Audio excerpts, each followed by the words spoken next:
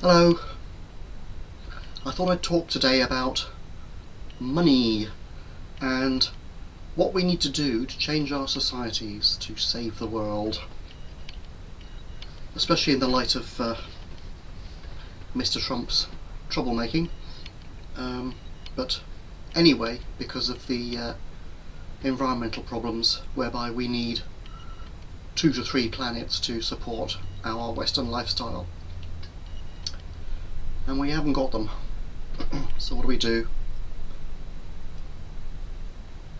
And it's about looking at all the things in a very, very broad way that are wrong with the system. I suppose not all the things, but what I think are probably key points. And just thinking, how would we deal with that? But it just so happens that the other day I was thinking to myself about this sort of thing, and I was thinking, look, money is not the key priority. I mean, like most of us, I guess, I go to work to earn money, and I make the effort to get promotions and get more money and so on. And, well, many months ago I just decided, actually, I'm not going to make the effort. I don't really want it that much. You know, I don't want a more difficult job if it's only for the money. I'd rather do it when the time is right, when it feels right, if you like, the universe wants me to do it, sort of thing, and not just be manically chasing after it. And yesterday or the other day I was going over it again. Yep, money is not the main object. I'll just be content, do my job. Change happens anyway from time to time. Every couple of years something happens, you know. So fine. Next day, of course, the employer came up to me and said, not in so many words, but basically, there's a vacancy, do you want a promotion, it's more money. And I said, okay. Change o presto, right? The change has happened. I knew it would at some point. They'd given me some documentation earlier saying if you want promotion you have to jump through all these hoops, okay. And I thought, well, maybe not. And I haven't been bothering really. Because I did feel that change happens anyway. And my opinion was justified. Just do your job properly, ideally do your job well, and when they need you, they call, right. So that's fine, it looks like it's the right time, so I move. But I think most people, especially younger people, of course, I mean at my age maybe it doesn't matter so much, I've, you know, done my time almost. But younger people, of course, are taught to be ambitious and go-getting and all the rest of it. And they stress themselves out with chasing after the money, and, you know, they don't get the promotion, somebody else gets it, and oh my god, you know, what am I going to do? How am I going to buy that bird puller or whatever it is, or you know, the new dresses or whatever, right? Live the party life if I don't get that promotion. But I'm thinking, where is this obsession with money in the West in particular, but actually over most of the world now, because our values have permeated it? Where is it leading? And, you know, I think that people are kind of aware of it. Even Joe Public, who isn't really aware of much on the face of it, is unconsciously aware of it. I think it just brings to mind our current obsession with zombie movies and zombie games. I think that somewhere in the backs of our minds we realise that we are the walking dead. We are the zombies, right? Our economic system is the zombie.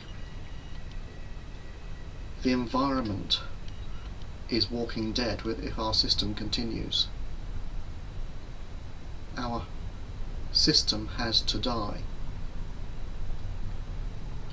And we're looking at it with horror, okay? We're going to have to give up all the goodies, or at least a considerable number of them, if most of the people on the planet and is to survive are to survive, and if our system of some sorts, our societies are to survive.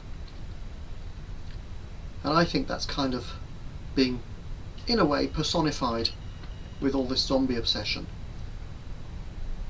Because the feeling, when you think about the two things, the disaster that's happening to the Earth's environment and the disaster that a zombie apocalypse would be,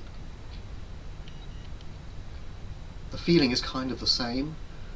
Obviously, you can't actually fix it by shooting, but it's a primitive way to start thinking about it. The subconscious basic, we got a problem here, we got a problem here, what are we going to do? And what we need to do is, as a society and as individuals, rethink the capitalist values and change the way we personally behave to make a difference. It's a bit of a cliche, but Gandhi did say, be the change you want to see in the world. Right? And it's right. You can't necessarily change other people, but by changing your pattern of demand in the economy, you can make a little difference. 1/7 billionth. Okay. But there are lots of us. If you look at the way society is developing at the moment, and in fact the zombie movie type thing does show it, the rich are moving gradually into gated communities, guarded, and the hoi polloi, the rest of us, are not allowed in there, bit by bit. There's FEMA camps for the rest of us, potentially. And in Iraq, when the Americans are there, they build a walled community where everything is wonderful and you can have McDonald's and God knows what, and outside the people are starving, the hoi polloi.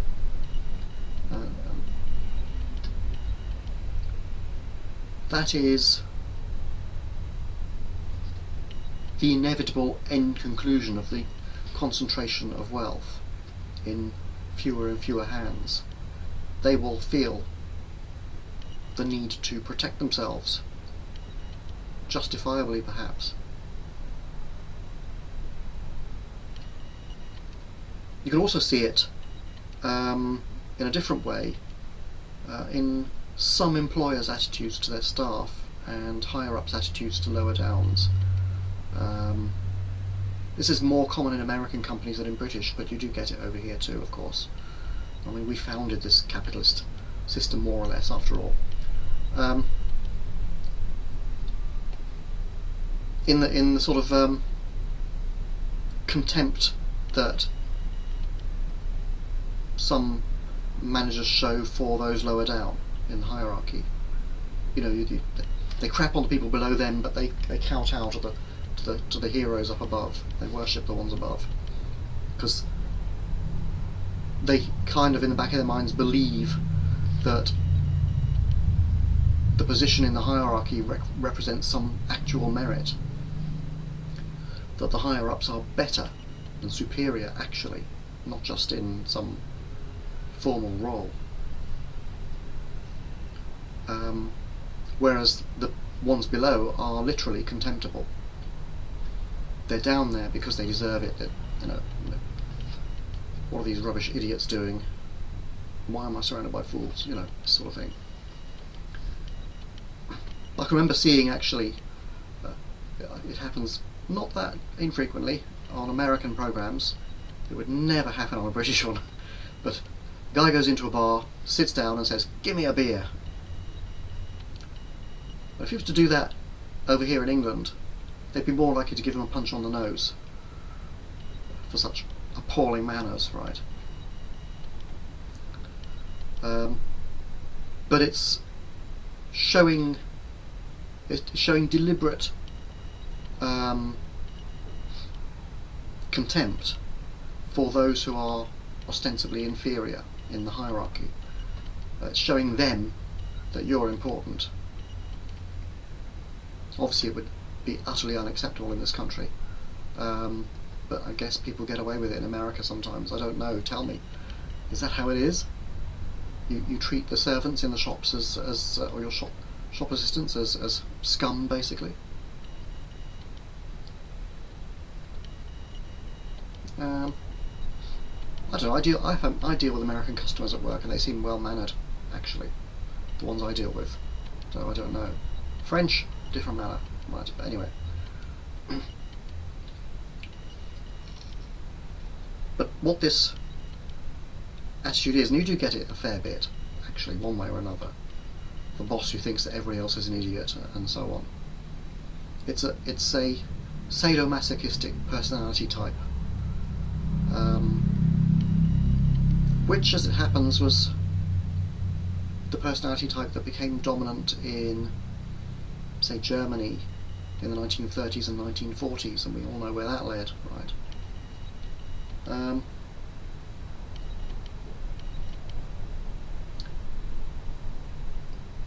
Over there, I think it happened because of their appalling upbringing in the late 19th and early 20th centuries. The way people were brought up was pretty brutal.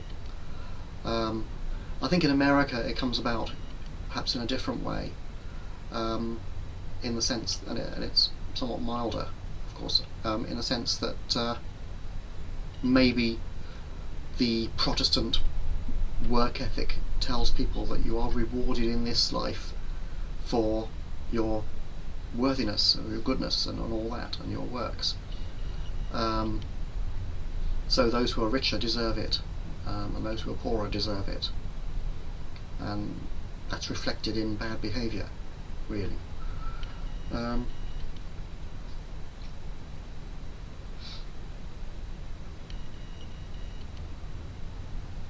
It's not like it applies to everybody by any means. It's just when I compare like English culture, which has it a bit, with what I know of American culture, which seems to have it more. I just see that, difference. But of course, the Americans have taken the capitalist values and run with them. I mean, Britain, we had the Industrial Revolution, and we got the modern form of it going, but the Americans have gone crazy with it, right? And there are a whole bunch of values that really we should be reconsidering. In particular, and not just society-wide, but in our own lives as well. In particular, let's look at them. Consumption equals happiness. Conspicuous consumption in particular equals happiness, but buying gadgets and junk that we don't need all the time, or new clothes, new bags, new jewellery, new phones, new cars, new this, new that, bigger TVs, etc., etc. More consumption equals more happiness. We know in the backs of our minds, when we think about it consciously, actually, that this is nonsense, right? And that happiness comes from relationships and things of this sort, and being the best we can be as people. However, the cultural conditioning is really strong. All those adverts teach us, if we're not thinking about it to keep it under control, they teach us that consumerism equals happiness, and that value is driving the destruction of the environment on which we all depend. When the environment collapses, of course the rich will probably survive and the rest of us will starve. They don't care, right? They'll keep enough of us as slaves to to work at minimum wage in some factory somewhere, or whatever it is we have to do. I don't know. The other one, of course, other value is greed is good. Of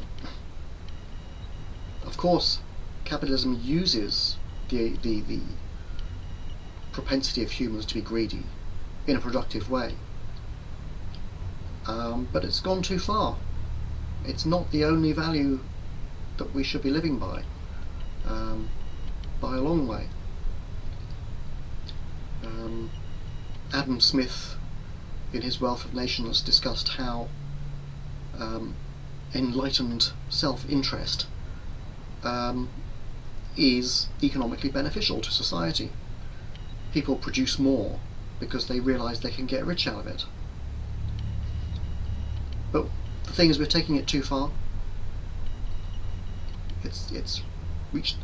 Any value can only go so far. The correct path is always the middle way somehow. So that value, I think, has been taken as far as it needs to go, and we need to pull back. There probably needs to be some cap on wealth, in fact, because nobody really needs, in modern society, nobody needs more than $1 million or so dollars, say. Really. If I know there are super rich billionaires and most people would like to have more rather than less, but if you really think about it, we could get by with that and be quite content. And maybe we should be capping it somehow. This sounds dodgy, of course, but we can think about it as long as it's socially agreed by people as being maybe a way forward to make things work better. We could do that.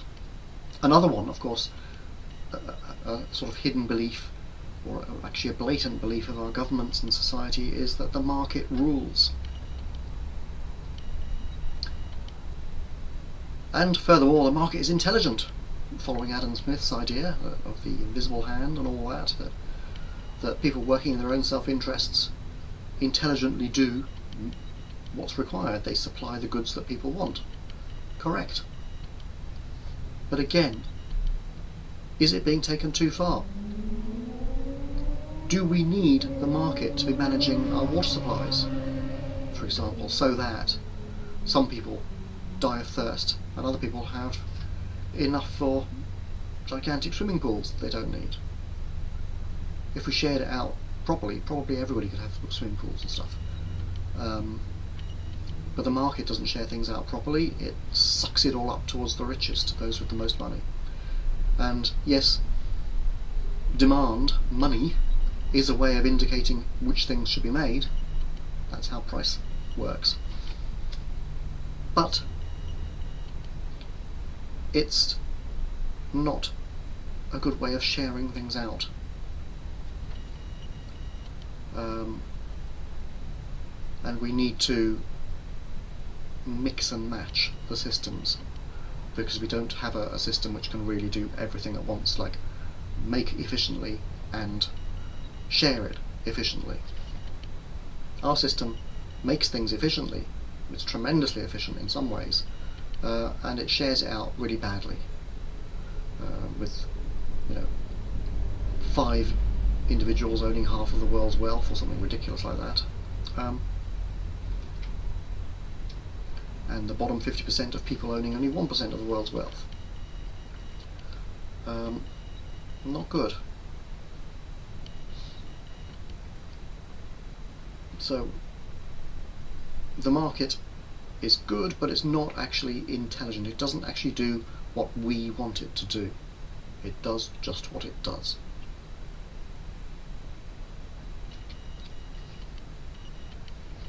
So in effect, we have a value that money matters more than the environment and more than people, especially more than the poor people who deserve it. Which is another value, that the poor deserve it, and the rich, they deserve what they've got.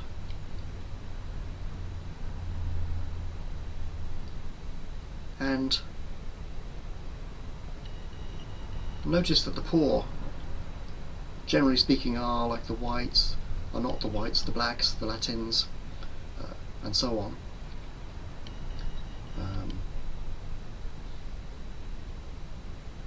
And the whites are the rich, typically. Not entirely, but mostly. Those with the white values, anyway. And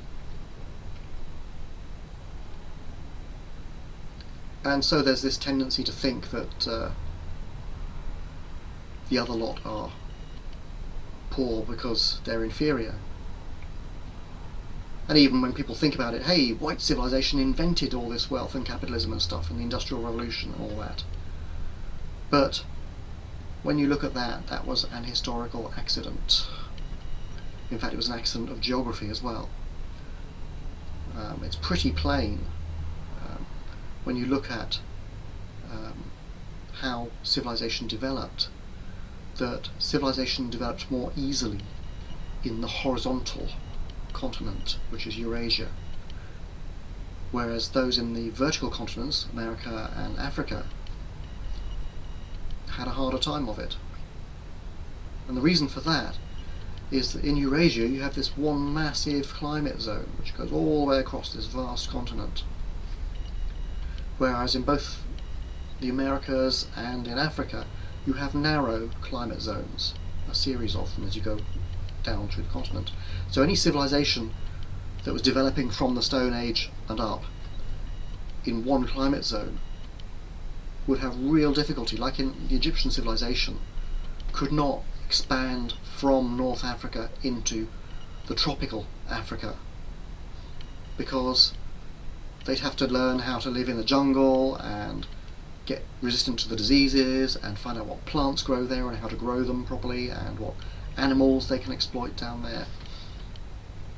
It's not easily done at all. And similarly for those who grew up, which developed in the tropics, they had difficulty spreading for the same reasons. Different plants and animals needed in the other regions, and they only have a limited space to grow in. Whereas the European civilization was able to spread as much as it needed, basically. And furthermore, they were lucky to have coal deposits in Britain, for example. There were in Germany and other places too. But Britain took advantage of it because they had a relatively low population, but they were interested in making money at the time, and it kind of combined. So it's nothing to do with being better, it's just to do with geographical and historical accidents. And that's it. Obviously, some cultures do worse because of their culture, and because of the situation they're in, inherited from history. And indeed in some cases because of quite a lot of inbreeding as well, which lowers IQ. This is common in the Middle East and doesn't help them. But intrinsically, I think it's something we should avoid, and consciously avoid thinking that the poor deserve it and the rich deserve it. It's nonsense. And of course, another value that goes along with the Western thinking is that the natural world exists to be exploited. Maybe we should be thinking the natural world exists to be shared, or to be looked after, or something like that. We should take our basic requirements from it, but beyond that we should be really thinking about future generations, and not just about ourselves.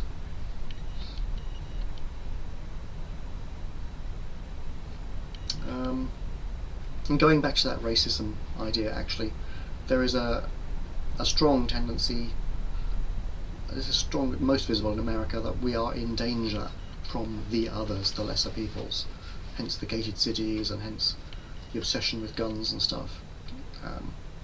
Yeah, you need to be able to put down your government if it becomes corrupt. Well, it's been corrupt for a long time and it hasn't been put down yet.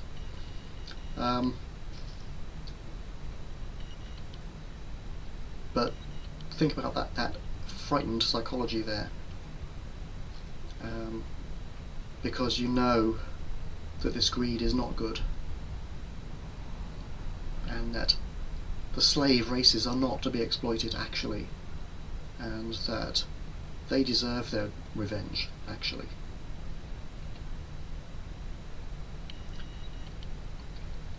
And one other belief is that anything to do with public ownership is sinister. Private ownership is good, public ownership is bad. Well, okay, we have the bad experience from the 20th century of the socialist societies and their totalitarianism. Quite right. But it can be done without all that menacing bureaucracy and stuff, surely. So anyway, this is a bunch of values that we really need to rethink. And it's going to be hard to rethink them with the corporations in power, because they, of course, continue with their propaganda of consumption is happiness. We're all happy sitting around the table eating our breakfast cereals, hooray, you know.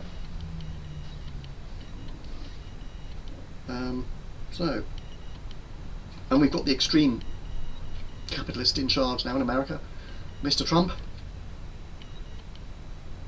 What's his name? Donald John Christ Trump, isn't he? I think. I know it's on the internet. Of course, various people are calling him the third Antichrist, or suspecting that he is. But of course, on the internet suspects every president is the third Antichrist. Hillary would have been the third Antichrist. Every pope is the third Antichrist as well. But he does have one characteristic of an Antichrist, actually, which is the ability to beguile people and set people against each other with lies. He's really good at stirring it up, which is part of his specific method of doing things, indeed. So he's stirring it up against the Latin races by talking about building a wall to keep the Mexicans out. Okay, this is just exploiting racism, really. I mean, okay, there are lots of illegal immigrants who should be dealt with. Fine. If it's illegal, deal with it. I'm not sure that a wall is really, you know, it's just divisive, literally. I think there are probably better ways, but anyway, that's a way of stirring up trouble, basically. And of course, North Korea. He's been making provocative statements for weeks now about North Korea. And now, Iran. Making provocative statements about them and pulling out of the peace deal.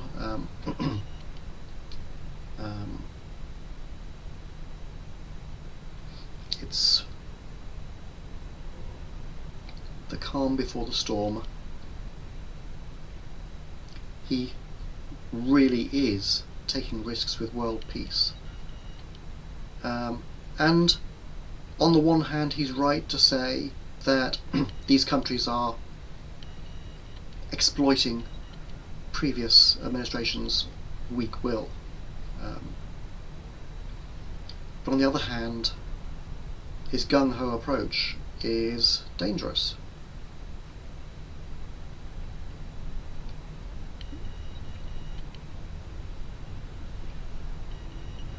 And it is a kind of a logical conclusion of the corporate state that we would have such a person in power in the West, because he is a corporate leader and he exemplifies those values. Might is right, the white is best. All these other people have to be brought into line.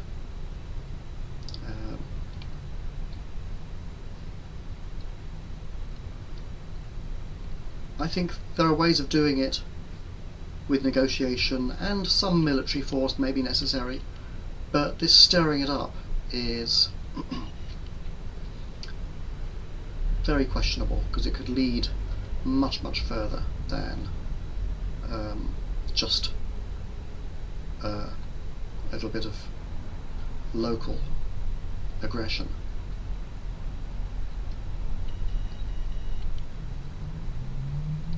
So, as well as addressing these values internally, what can we do as a society, or as a collection of societies? What is wrong with our societies that this is happening on a big scale? How are they organised that doesn't work? And I was thinking about this like a couple of 100 years ago or so, and a bit more. The Western constitutions were made up, the American Constitution, and the countries of Europe were changing their values as well with the Reformation and stuff like that. And what it was all about then, or the key change that allowed the West to become democratic at all, was the separation of the church and the state. Because when you look at countries historically and even today where the church and the state are united, they are the same thing, effectively the church is in control, what you have are anti-democratic religious fundamentalist states. And so Middle Ages Europe was an anti-democratic fundamentalist, religious fundamentalist state. The Catholic Church had Europe under an iron grip, and you had inquisitions and total totalitarianism, of the sort that Stalin would have been proud of, you know. And only as countries rebelled against this and fought hundreds of years of wars to get rid of it, did the West become free and somewhat democratic. With our sort of minimalistic representative democracy, at least it's something. So what's the next step? And I think in parallel to that, we have to move on with our constitutions. As well as separating the church and the state, which we've mostly done, we now need to separate the corporation and the state. Because when you look at corporate states in the West, they are antithetical to democracy in the long run. You can see it's gradually getting worse. Democracy is gradually reducing and being marginalised. And they become market fundamentalist states.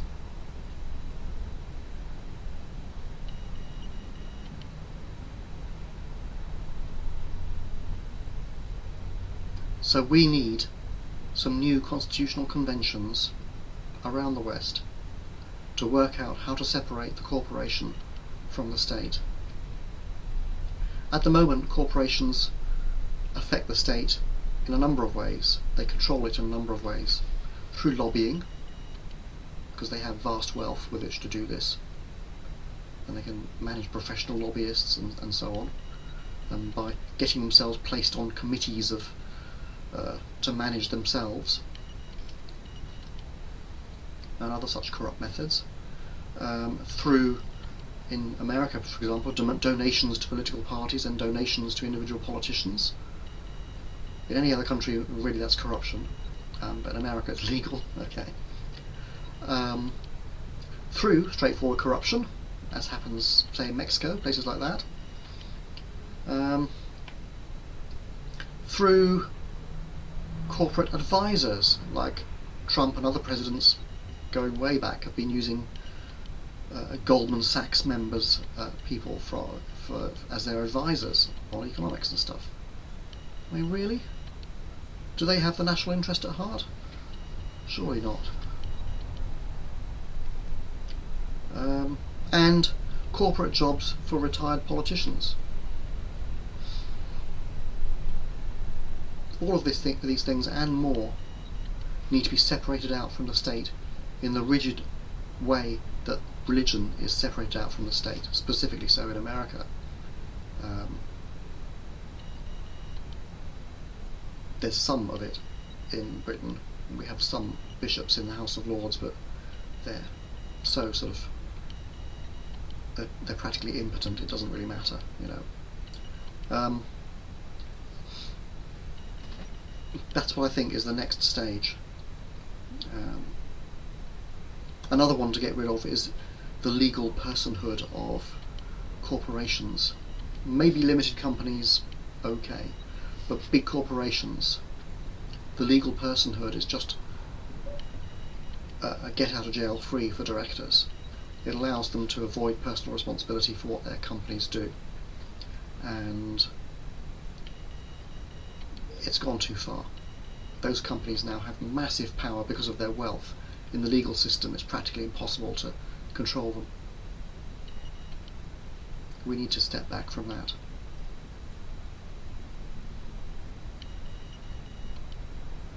So, am I right? Am I wrong? What do you think? And can we do it in our personal lives as well? Don't know. What do you think? Let me know in the comments, and I'll see you in another video, I guess next week, if I think of something to talk about. Bye for now.